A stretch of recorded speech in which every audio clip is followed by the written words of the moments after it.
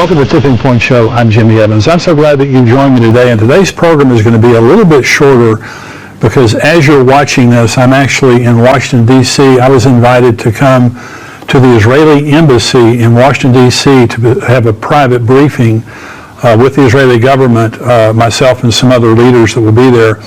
And one of the reasons that they're doing this is because there's so much misinformation going on concerning October 7th.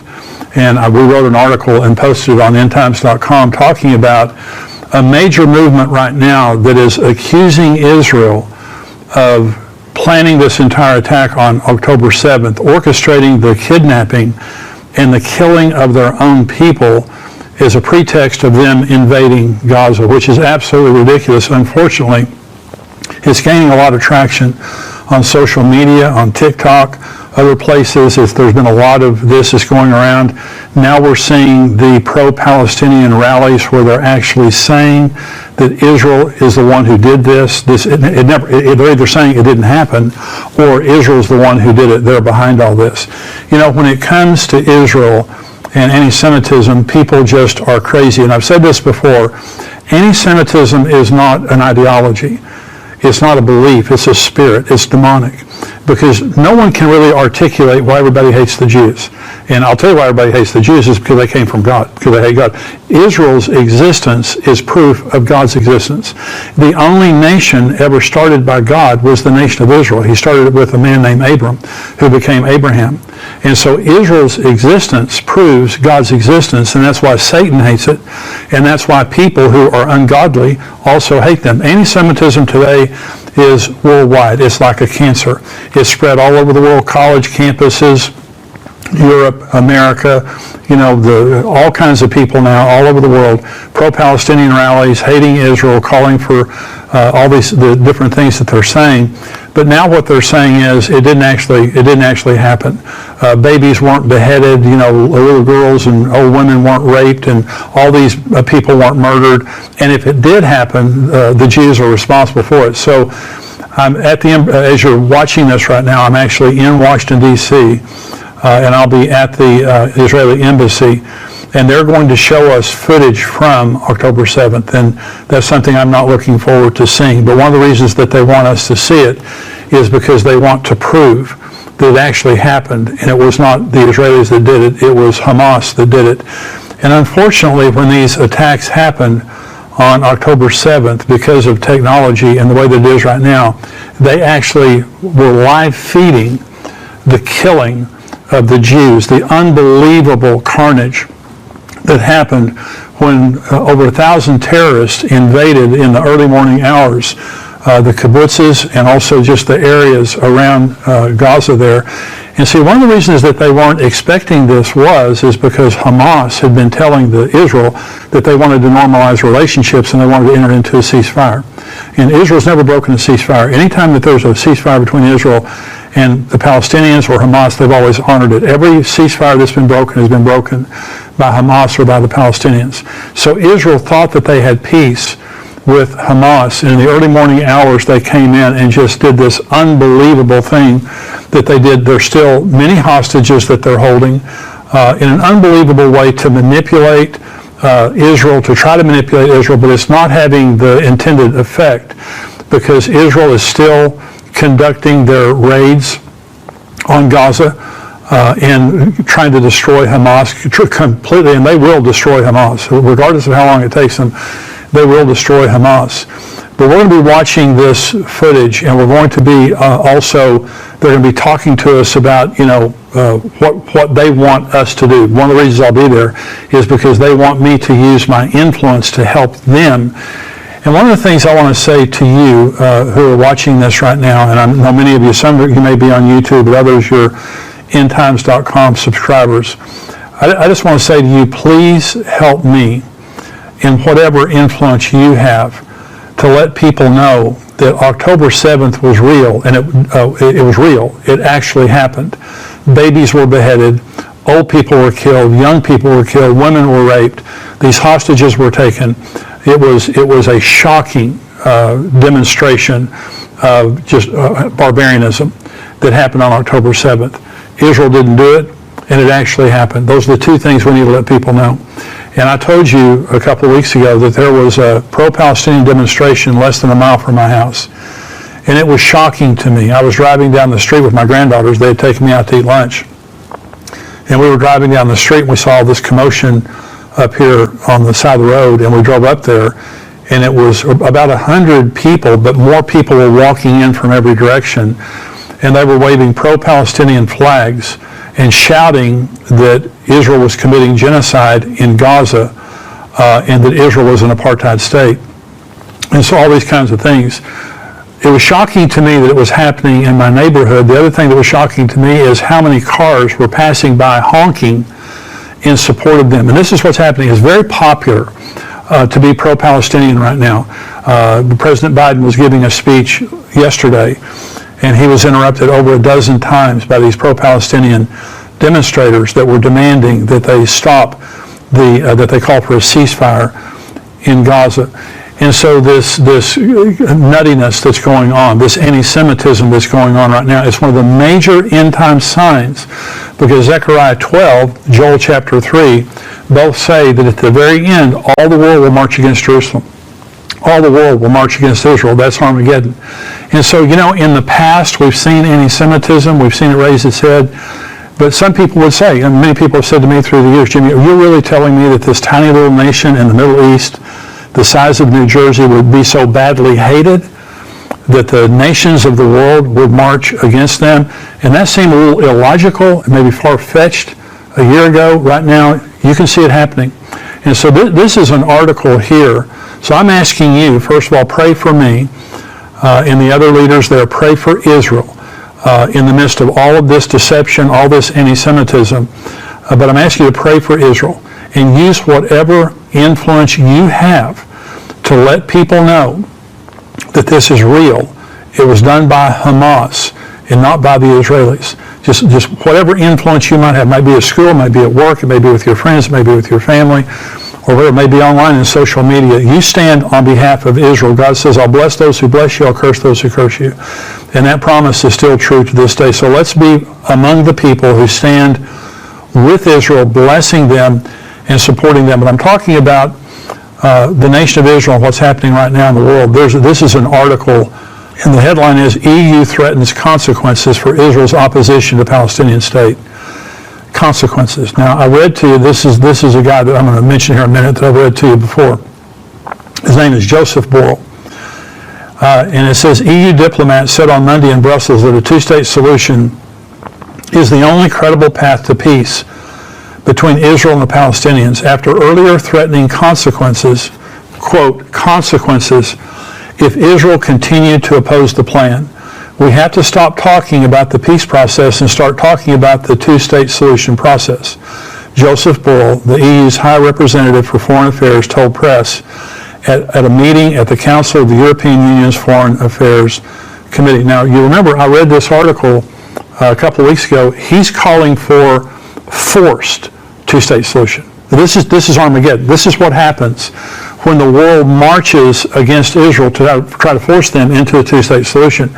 Now, it's going to happen someday. Now, I've been saying to you, there's going to be wars and all the pressure that's happening right now worldwide. The world, the Biden administration, the America, the EU, the United Nations, International Criminal Court, they're all trying to pressure Israel into this two-state solution. It's not going to happen. And Benjamin Netanyahu has been very, very specific about the fact he's not going for it. And so this is an opinion piece now in the Jerusalem Post. And it's by Linda Allen. And she says, after 18 years of abuse of power, Palestinians are undeserving of self-rule in Gaza. And so 18 years of abuse of power, the Hamas was, their purpose was to destroy Israel. That's why they broke off from Fatah and the Palestinian Authority.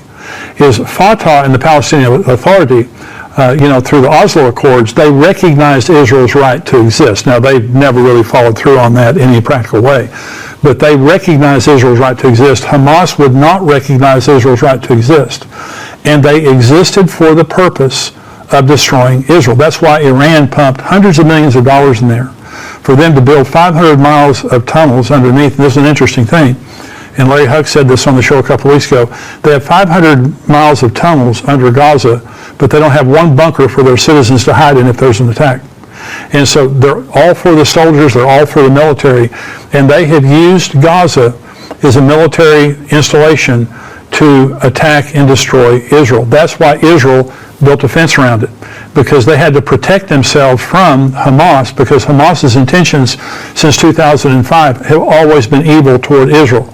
And what they're saying is because of the abuse of power, Hamas abused their own citizens. Hamas used their power to just try to destroy Israel. And so Benjamin Netanyahu said, we're going to go in and finish our operation in Gaza. We're going to destroy Hamas, and we will have a security force in Gaza from now on to make sure that they don't do this again.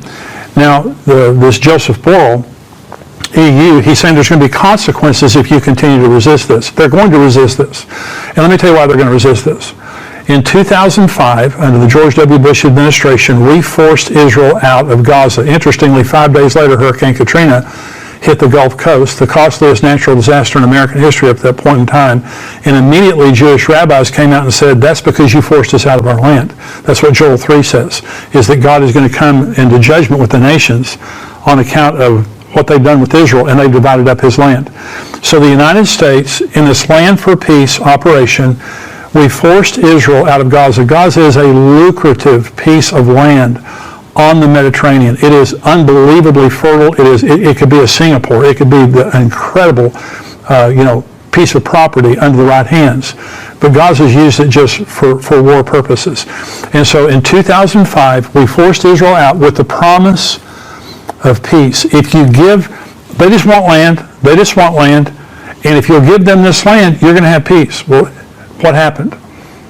The most incredible demonstration of savagery on October 7th, because of the United States and the United Nations forcing Israel to give up this land in the name of peace.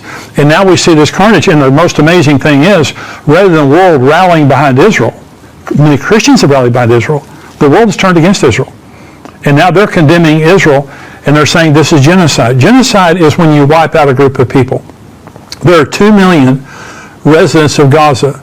Right now, the last death toll I heard of the Israelis killing Hamas, and there's been some citizens that died, was 24,000. Okay, well, that's a little over 1%. Genocide is 100%. You go in and you just kill people. The Israelis have done everything they can to preserve life. It's Hamas that has built their military installations under nurseries, preschools, elementary schools, hospitals, and in residential neighborhood. They use their people as a shield. The Israelis don't do that. The Israelis protect their citizens and the Palestinian citizens. They don't go in and just carelessly kill civilians. And that's why the Biden administration has supported the operation in Gaza until now. And so when people are saying the word genocide, they don't know what the word genocide says. The International Criminal Court right now has Israel on trial for genocide. And what Israel said to the International Criminal Court is, find out what the word genocide means. The Israelis could kill every person in Gaza in one morning. It wouldn't even take them to noon to do it. They've got the military capability and power. They could kill them all. And so if they were committing genocide, they would just do it in one day and get it over with. They are very carefully trying to find the military installations and the Hamas terrorists and to kill them and to destroy them without harming the citizens. So this issue of genocide is nonsense. Then they're also saying that Israel is an apartheid state. Okay, apartheid, and we know that from South Africa, because in South Africa, before Nelson Mandela, only white people could rule in South Africa. That's apartheid. Apartheid means one group of people are in control and everyone else is excluded and they don't get control. That's apartheid. Okay. Did you realize that 30% of Israeli citizens are non-Jews? We saw yesterday on Brian Schrager interviewed this Arab journalist, and he was talking about there's 2 million Arab Israeli citizens. The Knesset is their government. It is a democratic government in Israel. Most governments in the Middle East are all dictatorial. And so they have a representative democratic government made up of Jews, Arabs, Muslims, and Christians. That's not apartheid. Apartheid means only Jews can be in control. If Israel was an apartheid state, they wouldn't allow a representative government of non-Jews being in control. But they had Jews, non-Jews, Arabs, Muslims, a part of the government voting every time there's a vote. That's the government of Israel. So genocide, apartheid, saying that October 7th didn't happen, or if it did happen, it was orchestrated by the Jews. All of these are lies. And see, that's all the devil has.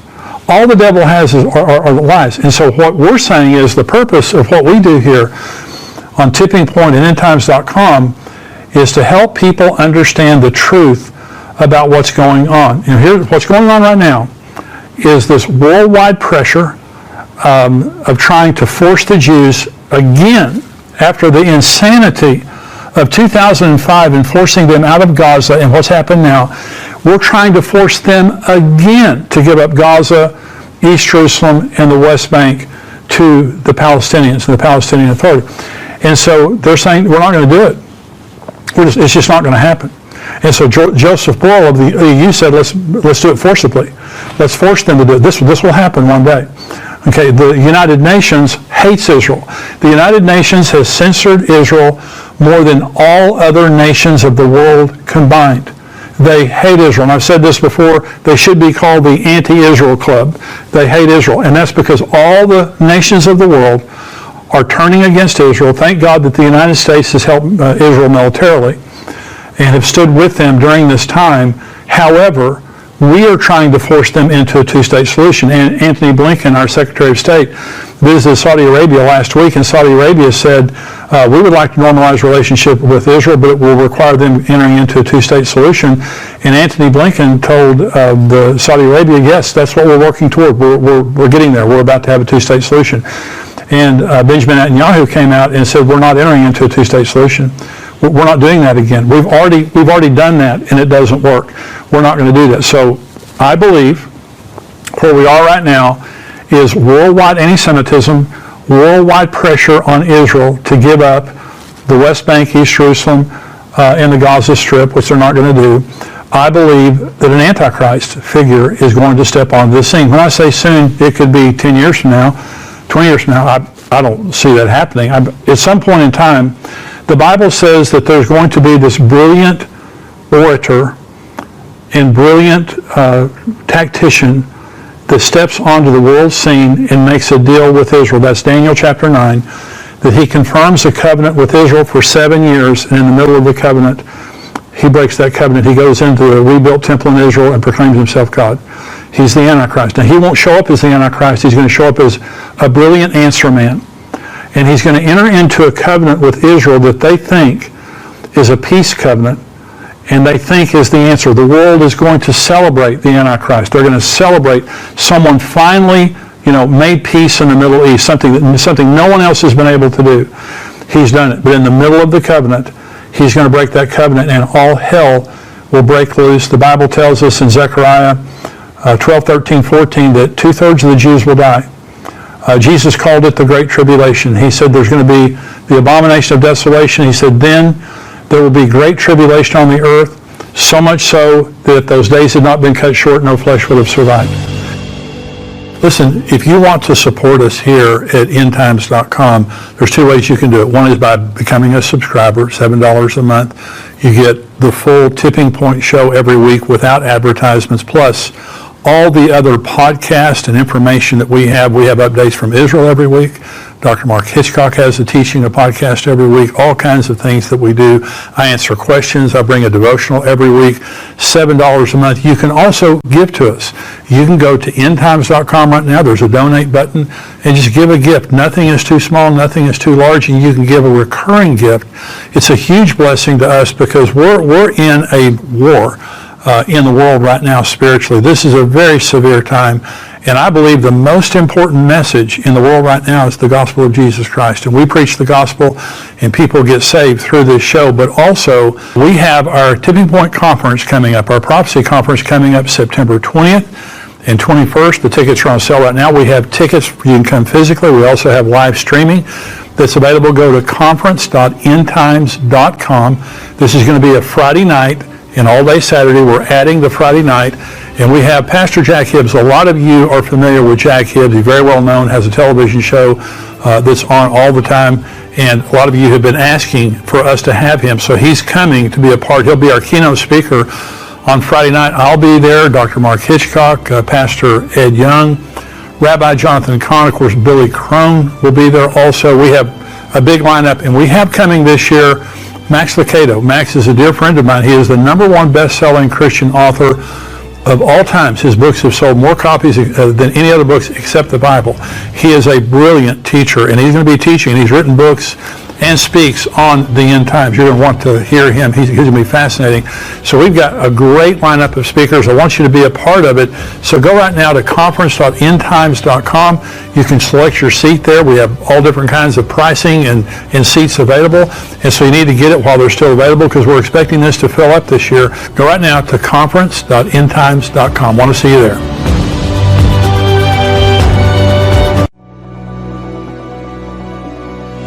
Welcome to the Tipping Point Show. I'm Jimmy Evans. Today's show is about the total solar eclipse that will occur over the United States on Monday, April 8th. It is the second total solar eclipse across the United States in 7 years, and the two eclipses will mark an X over the country. This is a very rare and ominous event, and I have joining me on the show today the author of a new book about the two eclipses, A.C. Katz. A.C. is an amateur astronomer and has written an article, Signs in the Heavens Over America, in this month's edition of Prophecy Watchers magazine. A.C. has done an incredible amount of research about the eclipses, and she's joining me on the show today to share her thoughts from her book, The Great American Writing on the Wall. A.C., thank you for joining me today. Thank you for having me. It's a pleasure to meet you. It's great to meet you, too. And you've written this book, The Great American Writing on the Wall, Total Solar Eclipse of 2017 and 2024, the annual eclipse of 2023. Now, let me tell you, this is just for anyone interested. I really encourage you. A lot of people are interested in the eclipses that have already happened, plus the one that's just about to happen on April the 8th. There's not a more informative book than this one right here. And you've done you're an amateur astronomer, and so you have a great interest in this, but you've done so much research here. What does the Bible say, AC, just starting out, what does the Bible say about us looking for signs in the heavens? Is it appropriate for Christians to be looking to the sun, moon, stars for information or signs? And we have an example with the Magi, of course. When they saw the star, they rejoiced with exceeding great joy, and it led them to a Messiah. And even Jesus tells us, he tells us where we can look. He warns us and tells us in Luke 20:11, there will be great earthquakes along with famines, epidemics in various places, and there will be terrors along with great signs from heaven. Right. We also have a very important one, and that is Genesis 1:14. And God said, let there be lights in the expanse of the sky to separate the day from the night, and let them be for signs, and for seasons, the Moedim, and days and years. And he called it good. There's a definite distinction between the two. The Moedim would be for the Jewish feasts and solemn assemblies, and we've seen a lot of work done on that. And so I'm focusing more on Le'ot, the signs. And they're a signal, a flag, a beacon, omen, evidence, mark, miracle, promised by prophets as pledges of certain predicted events. So there we have it right there, that God tells us why he designed the heavens, and it's for signs also. Also, we have Psalm 19:1-2, and it says, the heavens declare the glory of God, the skies proclaim the work of his hands. Day after day they pour forth speech, night after night they reveal knowledge. Well, who are they speaking to, and who are the recipients of that knowledge? Well, it's us. Yeah. So we have permission to look in the heavens. We know that's the very format that God created for us to view signs. Yeah. Well, you talked about the Magi. You know, they found Jesus through a star. And, absolutely. And everyone can see the same star. You know, the same star that they followed, anybody else could look up and see it, but they just weren't watching. Exactly. And so exactly. I know that a lot of people, there's a confusion between astrology and astronomy. Okay, so you're not talking about astrology. You're talking about astronomy. Not at all. Not at all. As we can see, God has already ordained the heavens for the very format that we can look. But astronomy, yes, God called it good. And isn't it interesting how the devil likes to pervert everything that God calls good? And that's what he did with astrology. A lot of times you have Jupiter, and that was the Greek god Zeus, right? And then Venus, the Roman goddess of love. You give them personalities, and it's just a perverted, worshiping them, making sacrifices to them. There are many different ways that people are involved in astrology, but that's not what we're looking at. We're looking at the wonderful signs in the heavens that God created for us in His creation, the heavens and sun and moon and stars. Well, Jesus said in Luke 21 that you just read concerning the end times, there'll be signs in the sun, moon, and stars. Well, signs point to stuff.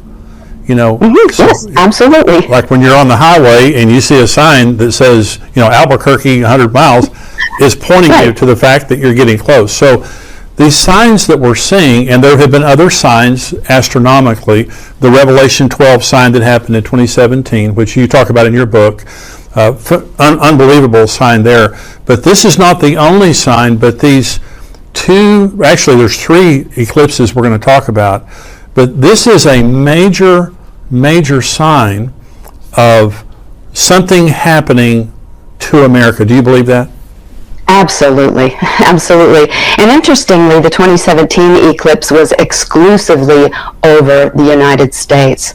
And that's where most of the time eclipses occur over the ocean, or they partially come over the U.S.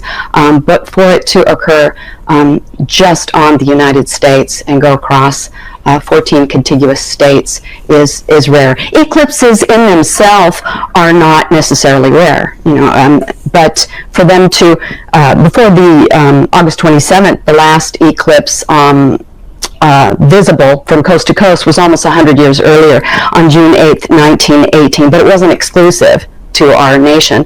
The one that was exclusive last time was January 11th, 1880, a total solar eclipse occurred exclusively over the continental U.S. So for this is quite rare. And then to have the 2024, another total solar eclipse across the United States is just unprecedented. So the Jews, and you talk about this in your book, they believe that a lunar eclipse is a sign to the Jews. Right. And a solar eclipse is a sign to the Gentiles. Okay. Yes, mostly based on the calendar. They were given a lunar calendar, and so they do their Jewish feast based on that. So, yes. And so in 2017, in other words, if God is trying to send a sign to America, He's using, in this case, the sun and the moon to do it through the eclipses that are happening. Well, when you look at the pattern of the eclipse, yes. and when you look at some of the locations, whether people care to believe that the locations mean anything or not, that's entirely up to them. But as you will see, there are quite so many instances where there were locations covered and events took place. I don't necessarily want to predict things from the locations, but it's just far more than coincidence. And I think I was extremely skeptical going into this, very skeptical. But when you see these things taking place, we have to understand that the Lord sees a sparrow fall. If you don't think that He knows locations and He controls the orbital mechanics of the sun, moon, and stars, we don't. So if we just look at the path of totality, and that's really what I would like to focus on, and I'll explain what the path of totality is so that people understand why we really should focus on that. Because if we don't, we go off into the other areas, then we can just pick and choose whatever we want and kind of make whatever story we want out of it. So I'll explain the path of totality. Excuse me. It's the shadow cast on the earth when the moon goes in between the earth and the sun, and it draws a very narrow corridor over the United States as it did, and that's called the umbral shadow. It gets 100% dark there. You see 100% totality as the disk covers the sun completely. Everyone within that pathway will see 100% totality. Outside of that, you don't. You see it in very varying degrees in crescents as you go out. Now, there's a difference, and now that has to occur in what is called perigee, as the moon is orbiting around the Earth. When it is closest to us, that is perigee, and that when it appears from Earth, it appears at its largest, whereas when it's in apogee, it's further away. So it must happen in perigee to get that total solar eclipse. Interestingly, the sun is 400 times larger, and yet it is 400 times further away. So wow. An eclipse is meant to be viewed from Earth, and nowhere else does that occur anywhere else in the solar system. So many things have to line up, and including it just so happens that the moon is at a 5.1% tilt of the Earth's orbital plane, and so it's kind of like a gyroscope. As it goes around, it has to hit this certain section, and that's called the node, right to line up with the sun, and it doesn't always do that. And when it does, it can still be, a total solar eclipse, but out in the ocean. So many things have to line up for this to occur. And then for it to draw this X across the United States is just amazing. You see how God is in control. Also, I should mention what an annular eclipse is, because that's what the October 2023 eclipse is. And this is why I didn't some people said that I missed the Aleph, and I didn't miss the Aleph. I did see it. If you want to see it's there. But I just want people to understand that it is different. And an annular eclipse is when the moon is in a different type of orbit. It's an apogee, where it is furthest from the Earth. So when it traverses in between the Earth and the sun, it's further away, so it appears smaller, and it doesn't cover. It's not a total coverage of the sun's disk. So you do see the ring of fire, but it grows dim where you are in the path, but it doesn't grow dark. And it's not called the path of totality, it's called the path of annularity. So it's kind of like if you're going to draw an initial using a Sharpie, and then a piece of chalk, and then a Sharpie. So again, people do want to see it's an Aleph, that's all right. But I just wanted to understand the difference, and that's why I was focusing on the two total solar eclipses, because those are extremely rare. And we're going to put that up on the screen. The Aleph you're talking about, that's a Hebrew letter, and so the three eclipses make an Aleph. Yes, they do. The X plus the 2023.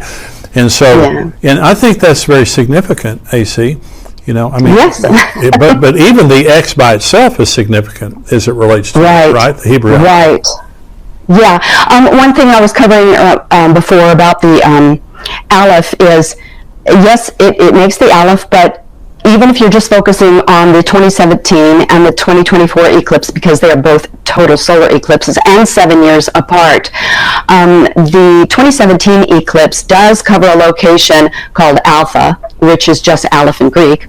Wow. And the 2024 covers actually two locations, Omega, which is two Tavs. So Alpha, or Aleph, and the Tav are covered in both of those total solar eclipses. Wow. But whatever way you want to look at it, it's there, and it's quite amazing. Okay, talk about the 2017 eclipse. Talk about some of the places that it went over, because I think it's very significant. You're not hyping this up. You're just looking at the path of totality in 2017. We're going to talk about 2024 here in just a minute, but talk about some of the places it went over. Well, there are so many. Actually, in the 2017 eclipse, I've actually recorded 177 locations with, I think I have eight color maps in there, and the pinpointed locations, also descriptions and how they apply to scripture, many scriptures throughout the book, which is what's important, because I want people to read their Bible and find those scriptures. That's what it's all about. That's the number one book, but it really points you towards that and everything that's taking place. And many of these locations and events are spoken of in the Bible. But in the 2017 total solar eclipse, Actually, I have to be honest, when I was first looking at this, I had heard, I did this research in 2019, and I kind of wrote my own little book and had it on my desk since then, but I was pretty naive as to how to publish a book and whether anyone would be interested.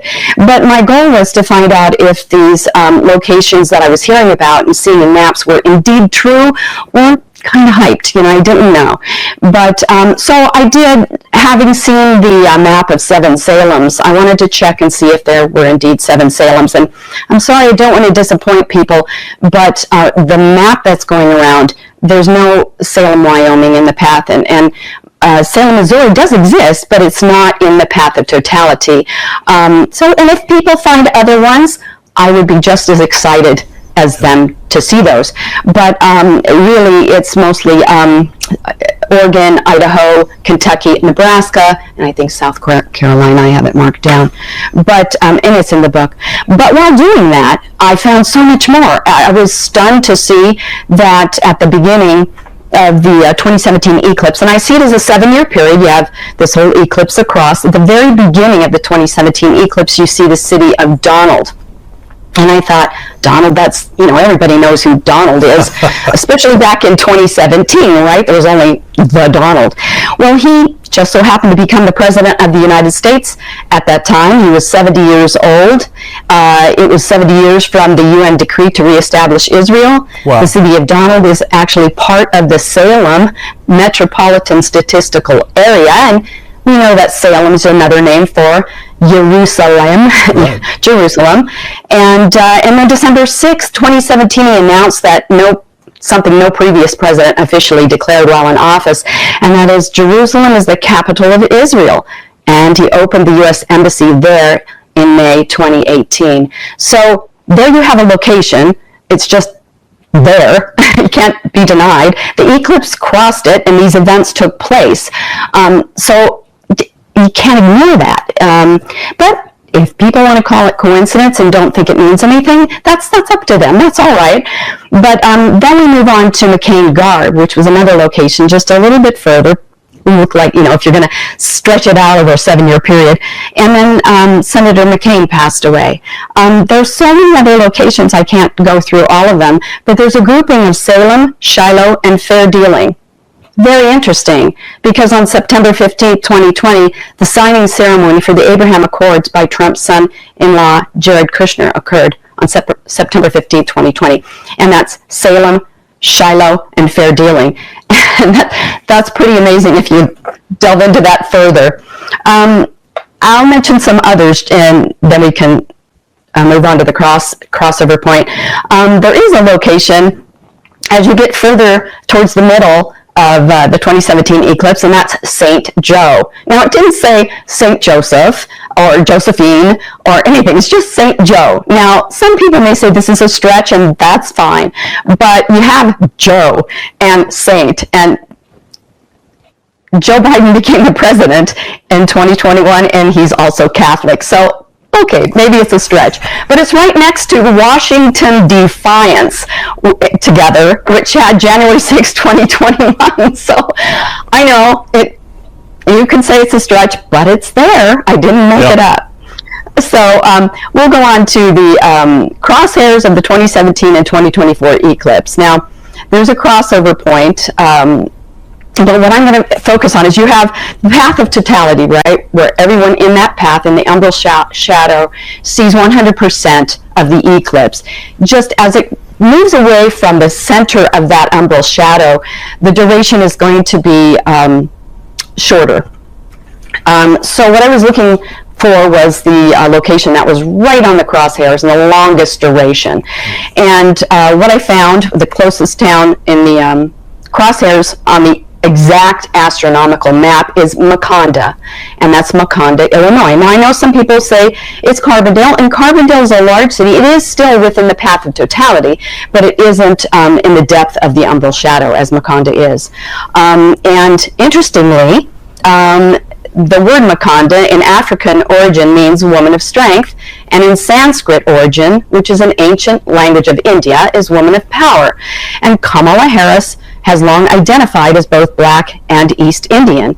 And at that point, right about that 2021, that's when she became the Vice President of the United States.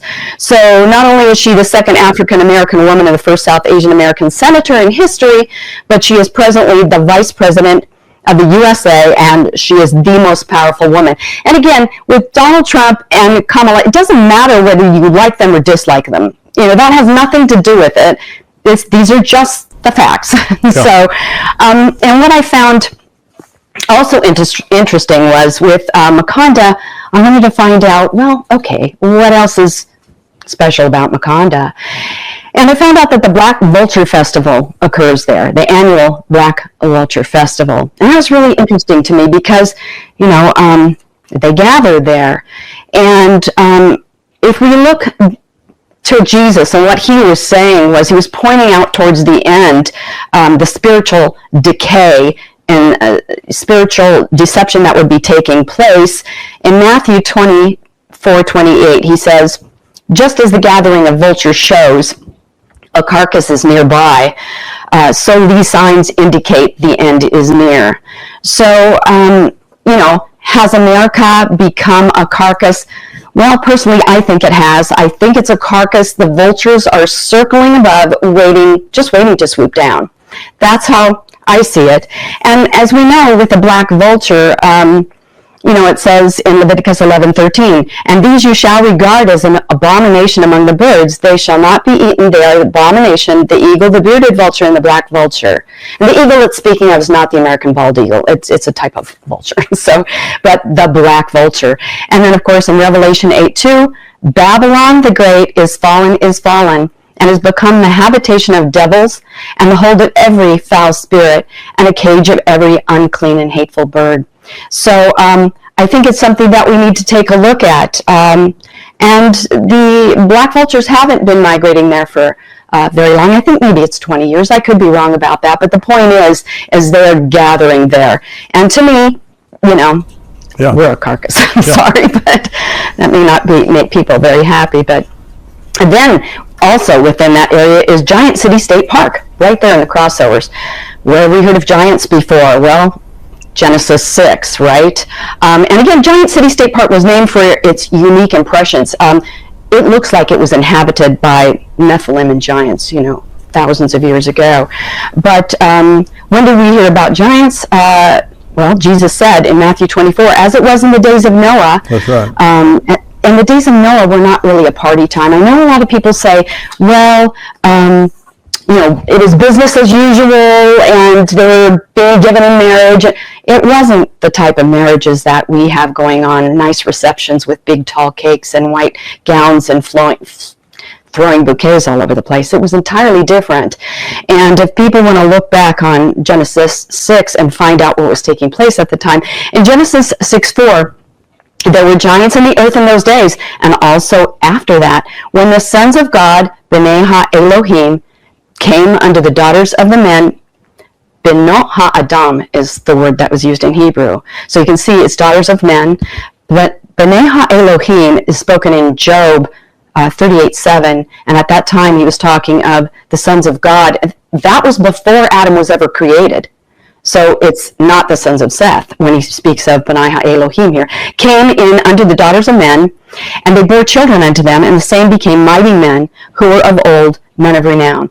So it's speaking of the Nephilim and the giants there. Now, this is not an area that I'm an expert in. I do go into it a bit in the book, but there are those out there who've done quite a bit of work on that. And I know L.A. Marzulli, Gary Stearman, I think it's Tim Chaffee, but there are a lot of books out there. So again, I'm not the expert on that, but there are people who are interested in that, and I would recommend. There are many people, AC, and like you said, L.A. Marzulli and others that have talked about that. Mm-hmm. And I had Billy Crone on the show recently, and he was talking about, the aliens and the things that are happening right now. So anyway, go ahead. But that is. Yeah, they have wonderful, in-depth information, and I absolutely recommend them if people want to get in it. There are many subjects that I go through in the book, and I always recommend. It gets to biblical prophetic wars.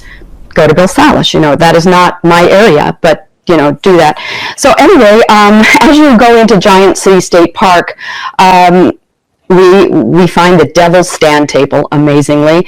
The Devil's Stand Table is a unique geologic formation, and it's dominated the landscape there. The Devil's Stand Table is a large freestanding pillar of sandstone. It seemed more like the Devil's pulpit to many, so obviously they called it the Devil's Stand Table, but it exists, and the name stuck. And it's one of the most interesting, well-known geological features in Giant City State Park. Now, this unique rock pillar stands, it's at an elevation approximately 75 feet above the surrounding terrain. And it also has one of the longest durations, believe it or not, at 2 minutes 41.5 seconds. And in comparison, when you get into the technicalities and the durations, it is important to get as close as you can. And those durations there's first a predicted duration, okay, and people will look at that. But after the eclipse, there is a adjusted duration, and that's actually the true duration. So some people will quote certain durations, and they based it on the predicted rather than the actual corrected, and that is corrected based on the lunar limb, because the moon isn't completely spherical, and so based on its topography, you change you have an adjusted duration of the locations, the duration of their eclipse. So when you look at the Devil's Stand Table, to me, how can we deny that the United States hasn't become the Devil's Stand Table? You know, it's pretty obvious to me, and we are the location of, the UN. But the things that we've been doing as a nation, that's how I see it. Now, all these things take place. I'm sure many people have heard this, and it's true that they do occur in an area in Illinois called Little Egypt. And that's very interesting. Maybe some people don't know why it was called Little Egypt, and the name is due to this imminent disaster that was going to take place in Illinois in 1831. In northern Illinois, they had a deep snow, killing frost, and so therefore they couldn't plant their corn until late, which put it back. So when harvest time came around, they had another killing frost and early freeze, and so that continued for 1 or 2 years, and they were going to starve. So they traveled down to southern Illinois for grain. So that's how that area got the name of Little Egypt.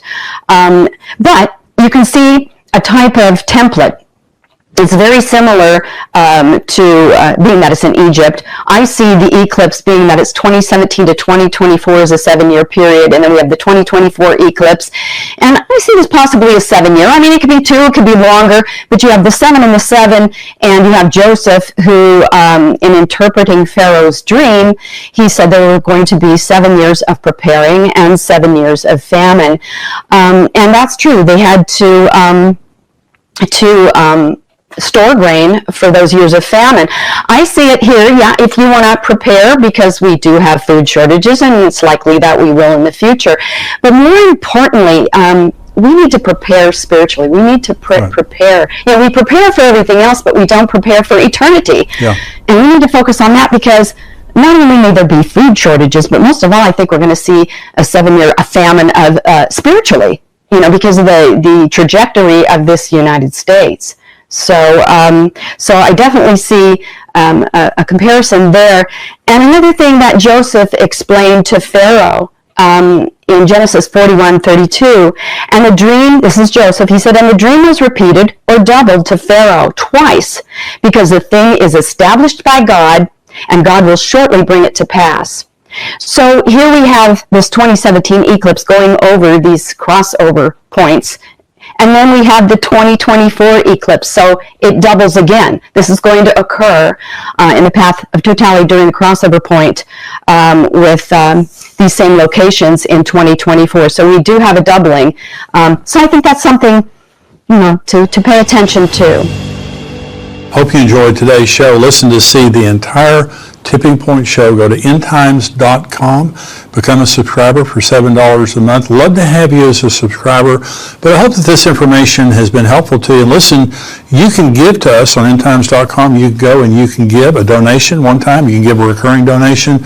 We need your support to keep this ministry going and to reach out to as many people as we possibly can. First of all, to lead them to Jesus Christ, but also to give comfort and encouragement to people in the very difficult times that we're living in. People need biblical truth and Bible prophecy to help them to contextualize the things that are happening in the world. The world's crazy right now, but the Bible tells us exactly what to expect, and that's comforting because Jesus Christ is coming. Thank you for joining me today. Go to endtimes.com to become a subscriber and also to give to the ministry. God bless you.